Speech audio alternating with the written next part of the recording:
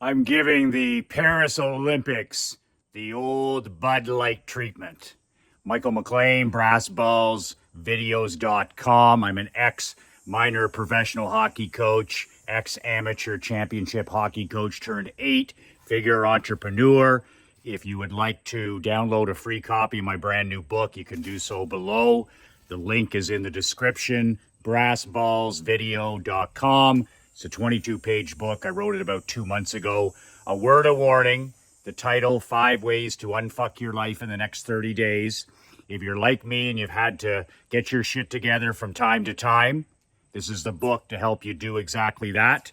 But I wrote this book warning for champions, not for chumps, and for winners, not for whiners.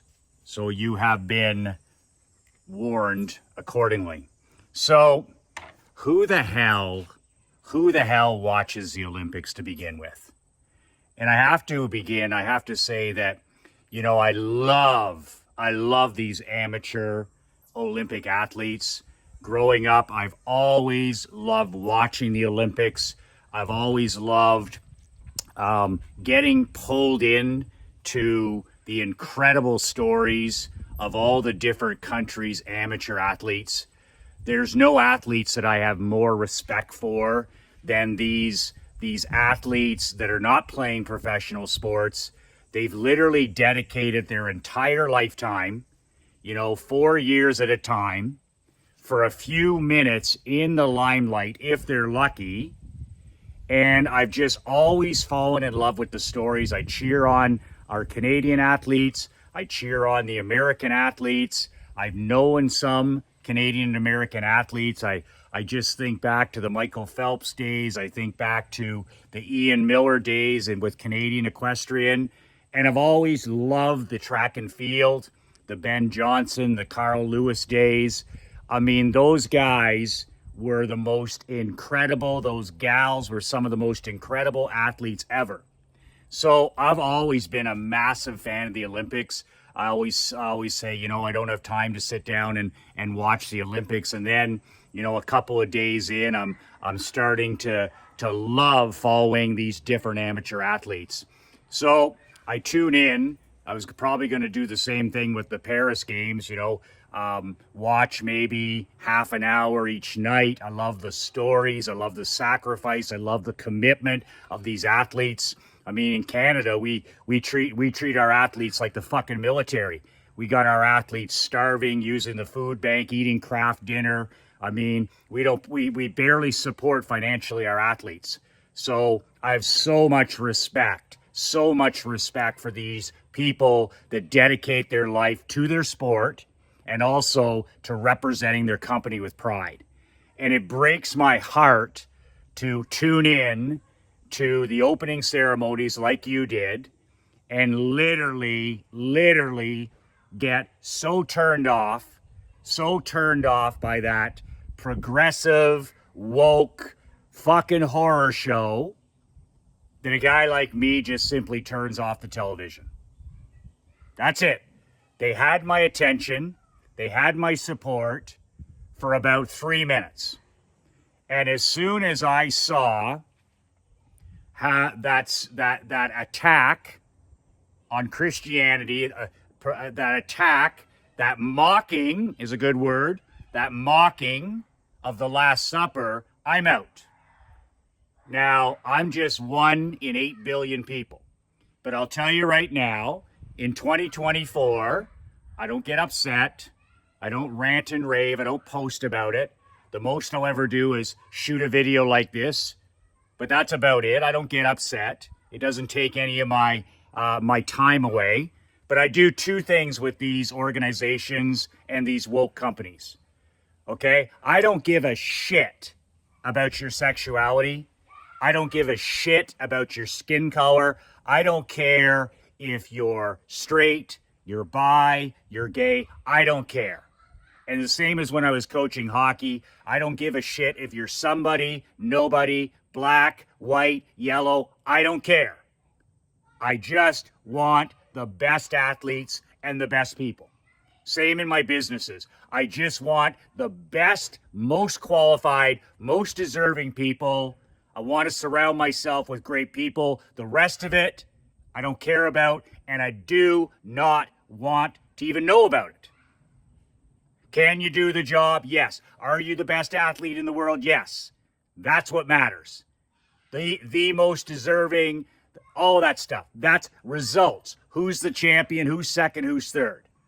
So I'd like to know who signed off on this. Okay, it's just like the Budweiser thing where the companies, the CEOs, the $1 million CEO, and oh my God, we don't know what happened. You don't know what happened? Your shareholders know what happened. You lost billions and billions of dollars by letting one of these wet behind the ears, never worked a day in their life progressives handle your ad budget. Oh, there went $1 billion. Oh, there went $1 billion. Who in the world signs off on any advertising, any marketing, any promotion that literally alienates about 90% of your target market? Who the fuck does that except some ivory tower, overpaid CEO who should be fired immediately? What do I do as a small guy, a small business owner? I'm just one person. I do two things always with these companies. I vote with my feet and I vote with my wallet. And you, my brother, should do the same. Less talking on social media, less ranting, less getting upset, less even bothering you. Just when somebody tries to throw this shit or they attack or they mock something that you believe in, whether it's your values, your principles, your religion, your country, your sexuality, whatever the hell it is, just starve that company out of your life. In other words, I just stopped spending money immediately and forever with these companies. And then the other thing I do is I turn them off. I give them no more attention. I won't watch one more second of the Paris Games. But here's what I mean by millions and millions and millions of people like you and me, guys and gals, standing up and saying, you want to mock my culture, you want to mock my masculinity, you want to mock my sex, you want to mock the way I talk, you want to mock whatever it is, that's perfectly okay. But I'm going to vote with my feet and I'm going to vote with my wallet. And using the Paris Olympics is a perfect example, okay? What can I do? What can one small Canadian guy like me do? Well, I'll tell you what I can do. I turn that TV off. I don't talk about it. I don't watch it. I never watch the Olympics. I'll never watch those Olympics. So they're turned off. They didn't get me. They had my attention and they lost it. We need millions and millions and millions of other people that watch that fucking horror show of the opening to turn off their televisions and to literally take the Paris Games behind the woodshed, beat it dead with a shovel, bury it, and never speak of it again. That's what we need millions and millions and millions of people to do. To hit them where they hurt, audience and in their wallet. Now, you know what? How can you punish them, Michael, when you're with your wallet? You're not spending any money. Sure I am. My wife and I we're planning an upcoming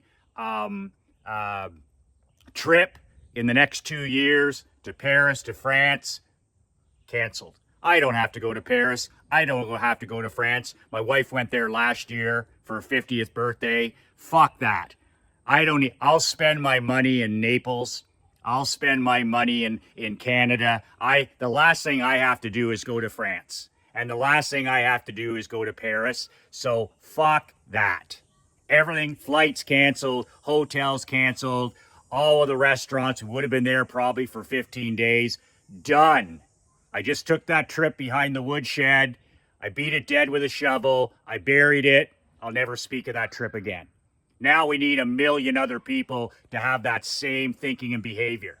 Okay, you want to mock Christianity or any other religion. You want to mock innocent people. You want to mock people. You want to use the Olympics as a globalist dog and pony show to push your anti-America, anti-freedom, anti-capitalism, anti-entrepreneurship, anti-man, anti-white, anti-male, whatever's on your agenda. You never worked a fucking day in your life. You never built anything. You never produced anything. You never sold anything. And now you find yourself in a position where you can finally get your bitterness out and use it on the world stage. And whoever signed off on that, you offended and upset 2 billion people. And that's perfectly fine. But just literally vote with your feet in your wallet. Okay? And I'm going to encourage you to do more of this because you know what? As entrepreneurs, we don't need to spend our money. I'm saving so much money in the last 5 years by not being able to spend my money. So I used to love basketball, right? I'm a former pro hockey coach. I love sports. The NBA is unwatchable. And you have your hardcore people watching it. Unwatchable. You can't turn it on without somebody taking a knee, some poser, some actor, somebody selling out, somebody telling you that, you should be ashamed of yourself, somebody mocking you. No problem. Boom. NBA program and my channel and my subscription. Canceled it 6 years ago. Never, ever again. I used to go to all kinds of Toronto Raptor games, a handful every single year, go into the city, get courtside seats. Never, ever again. And I'm one guy. We need millions of people to do that. Another example you probably aren't aware of, John Deere. Okay? I don't need to buy I was going to buy a lawn tractor the other day, right? But I don't need to buy it from a company that hates and despises me. Do your fucking research. Okay, look up John Deere and see what they're going through with the DEI, with the sensitivity training, the inclusive training, all that fucking horse shit, so that no longer does the most qualified person get the job. No longer does the person who deserves a job. And this is the kind of stuff that's being trained into their sales force and into their teams. You know what? I'll just buy a tractor. It's a $20,000 purchase from a company that doesn't fucking hate me. Simple as that. They lost that deal the other day. $22,000. I'll buy it from a company that loves America, loves Canada, and loves their customers. Not somebody who's embarrassed, ashamed, and despises even the look of me. So I voted with my money and my feet. I was going to buy a John Deere. I walked away. And I spent my money somewhere else. And now I'm telling you about it.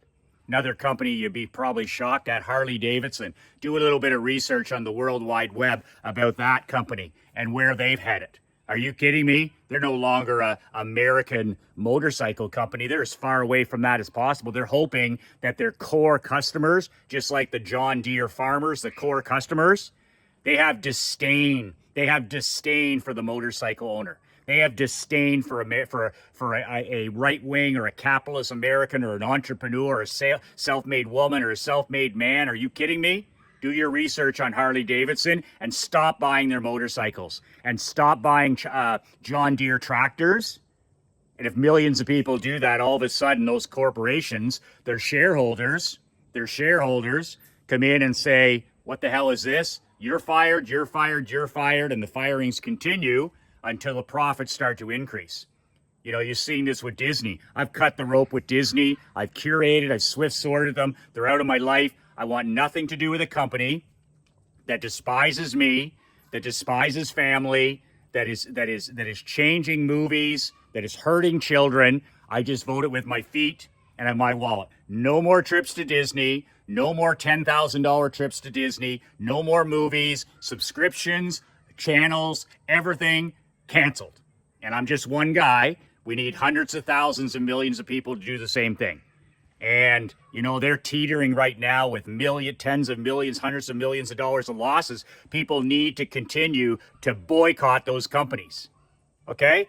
Freedom of speech. You can do whatever you want, but don't throw it in my fucking face when I want to buy a tractor. Don't throw it in my face when I want to buy a bike. Don't throw it in my face when I want to take my family to the happiest place on earth. Don't throw it in my face when I want to watch a little bit of basketball. Don't throw it in my face when I want to cheer on our incredible salt of the earth athletes.